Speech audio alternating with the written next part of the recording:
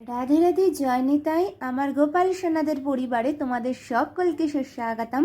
সকল সাধুগুরু আর শ্রী বৈষ্ণবদের চরণে দণ্ডবত প্রণাম করে আমি আমার ব্লগটা শুরু করছি।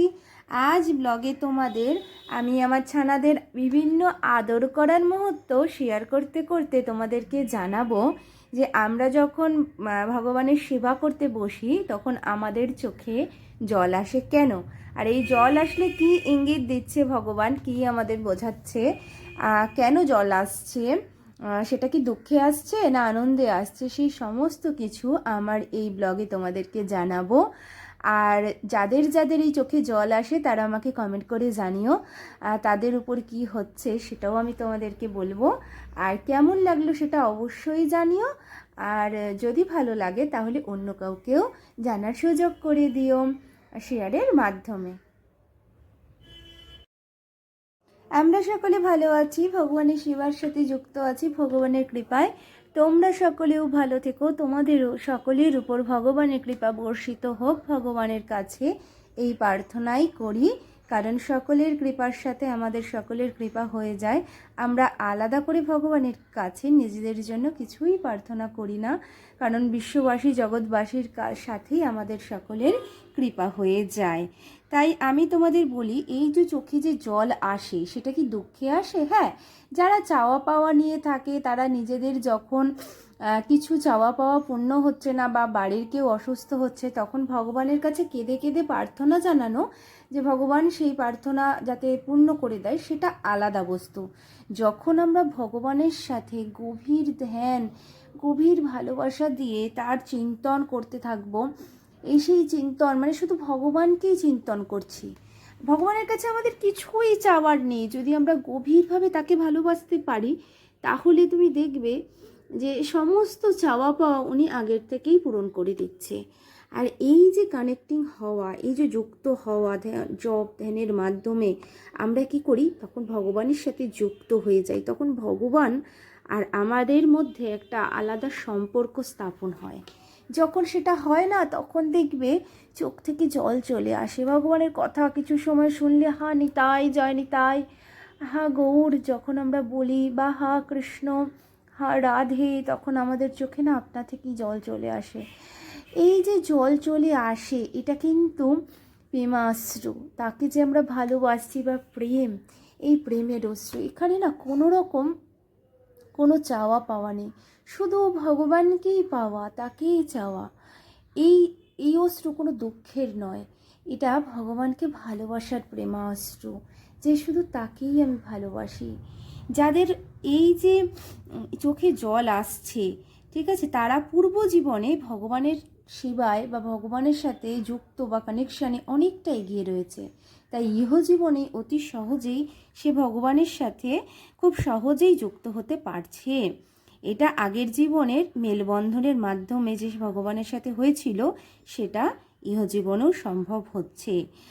আর হলো এই যে যেসব মানুষের যে এরকম চোখে জল আসছে সেই মানুষ কিন্তু ভীষণই সুকৃতিবান, ঠিক আছে। ভগবান যাকে বিশেষ কৃপা করছে, ভগবান যাকে বিশেষ কৃপা করে তাদের কিন্তু এই প্রেমাস্ত্র বেরিয়ে যায়। আমার ঠাম্মি তখন আমি এরকম ভগবানের সেবার সাথে যুক্ত হইনি, তখন সে হরে কৃষ্ণ জপ করতে করতে মানে ভগবানকে ভজন শোনাতে শোনাতে ভীষণ কাঁদতো। আর আমি আমার ঠাম্মিকে ভীষণ ভালোবাসতাম, তো ঠাম্মিকে বলতাম, ঠাম্মি তুমি কাঁদো কেন? তুমি যে বলো ভগবান হলো প্রেমদাতা, তিনি প্রেম দেন, তার তুমি কেন কাঁদছো, তুমি কেন কষ্ট পাচ্ছ? তখন ঠাম্মি বলতো, তুই এখন এটা বুঝতে পারবি না, যখন তোর সাথেও এক সময় হবে তখন তুই বুঝতে পারবি আমি এটা দুঃখে কাঁদছি না, আমি এটা আনন্দে কাঁদছি। সেই যে ব্যাপার, সেই যে ফিল, সেই যে গভীর অনুভূতি, সেটা কাউকে ভাষায় প্রকাশ করার নয়। যেটা কোনো দুঃখের জন্য কান্না নয়, এটা যে হৃদয় এত আনন্দময়, সদাই হৃদয় আনন্দময় হয়ে থাকে যখন আমরা ভগবানের সাথে যুক্ত হতে পারি। আর সত্যি উনি ভীষণই দয়াময়, তাকে যদি নিঃস্বার্থভাবে নির্মল দর্পণ মন হয়, দর্পণের মতো, তখন না আপনা থেকেই নিজেদের যে প্রতিবিম্বটা সেটা আমরা দেখতে পারি। সেই প্রতিবিম্ব অর্থাৎ সেই সাক্ষাৎ ভগবান তিনি চলে আসেন, এবং তার চলে আসার মাধ্যমে আমরা সমস্ত কিছু জড়জাগতিক চাওয়া পাওয়া ভুলে শুধু তার সেবাতেই নিজেকে নিয়োজিত করতে চাই। যে কী যে আনন্দ, সেই আনন্দ ভাষায় প্রকাশ করার নেই। এই জড়জাগতিক বন্ধনে কিচ্ছু নেই। এই জড়জাগতিক বন্ধন থেকে মুক্ত হয়ে ভগবানের চিরন্তন ধামে তাকে সেবা করার যে কী আনন্দ। আর এখানে থেকে এই জড়জাগতিক বন্ধনে থেকেও যখন আমরা ভগবানের সেবার সাথে প্রকৃত যুক্ত হব, তখন দেখবে এই মায়া তোমার খুব কাছে রয়েছে, কিন্তু মায়াই ভগবানের এক অংশ। মায়াই তোমাকে ভগবানের পথে এগিয়ে দিতে থাকবে, ঠিক আছে? আর এই যে যাদের চোখে জল আসছে, এই জল আসছে কারণ ভগবান, আমরা হলাম জীবাত্মার, ভগবান হলেন পরমাত্মা। এই পরমাত্মারই অংশ হলো জীবাত্মা। তাই যখন আমরা ভগবানের ভালোবাসার সাথে, ভগবানকে ভালোবেসে, ভগবানকে জপ ধ্যানের মাধ্যমে বা তাকে চিন্তন করতে করতে যখন তার সাথে আমরা কানেক্টিং হতে পারছি বা পারবো, তখন আমরা বুঝতে পারবো যে আমরা জীবাত্মা পরমাত্মার অবিচ্ছেদ্য অঙ্গ, ঠিক আছে? যে আমরা তার সাথে মিলে যাব। বা যারা যে আরাধনা করে, যে ব্রহ্মবাদ, যে জ্ঞানীরা, তারা ভগবানের জ্যোতির সাথে মিলিত হয়ে যায়। কিন্তু যারা ভক্ত, তারা ভগবানের সবসময় সেবা করতে চায়। তাকে ফুলের সেবা, তাকে চামর সেবা, তাকে পাখা দিয়ে হাওয়া করা, বিভিন্ন রকম তার অঙ্গরাগ করিয়ে দেওয়া, এই সেবার সাথে যুক্ত হতে চাওয়াই হলো যারা ভক্ত, তাদের একমাত্র চাওয়া পাওয়া। তাই এই রকম যারা সংকেত পাচ্ছ, তারা কি জানছো? যে ভগবান তোমার খুব সন্নিকটে রয়েছে, তোমার কাছে রয়েছে। সে তোমাকে স্পর্শ করছে যখন, তখন দেখবে গাটায়, মানে গায়ের তোমার পশমগুলো সমস্তটা খাড়া হয়ে যাচ্ছে, ভিতরে ভিতরে একটা কম্পন তৈরি হচ্ছে, চোখ দিয়ে প্রেমাশ্রু গড়িয়ে পড়ছে। মানে যে মহাপ্রভুর অষ্টসাত্ত্বিক ভাব, সে তো ভগবান সাক্ষাৎ। কিন্তু আমরা তো আর ওরকমভাবে ফিল করতে পারছি না, কিন্তু যতটা উনি ফিল করাচ্ছেন, তাই সেই ফিলিংসের মাধ্যমে, সেই যে অনুভূতি, গভীর অনুভূতির মাধ্যমে আমরা সেটা উপলব্ধি করতে পারি। তাই যারা ভগবানের সাথে এইভাবে কানেক্টিং হতে পারছেন, তারা ভীষণই ভাগ্যবান।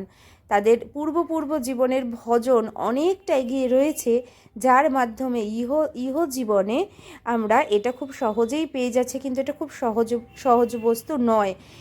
এই ভগবানের সেবাই একমাত্র যেটা তুমি পূর্ব জীবনে যতটা করে এসছো, ইহ জীবনে তারপর থেকে শুরু করছো। এটা অনেকটা এগিয়ে দেয়। তাই সব সময় ভালো কর্মের সাথে যুক্ত থাকবে, তাহলে দেখবে মনটা একদম পরিষ্কার দর্পণের মতো পরিষ্কার হয়ে যাবে। তাতে তোমাদের সেবা ভজন করতেও অনেক সুবিধা হবে। সকলকে ভালোবেসো, সকলের মধ্যে ঈশ্বর দর্শন করো। জয় রাধে, জয় নিতাই, জয় জয় রাধে শ্যাম। বলো শ্রী বৃন্দাবন ধাম।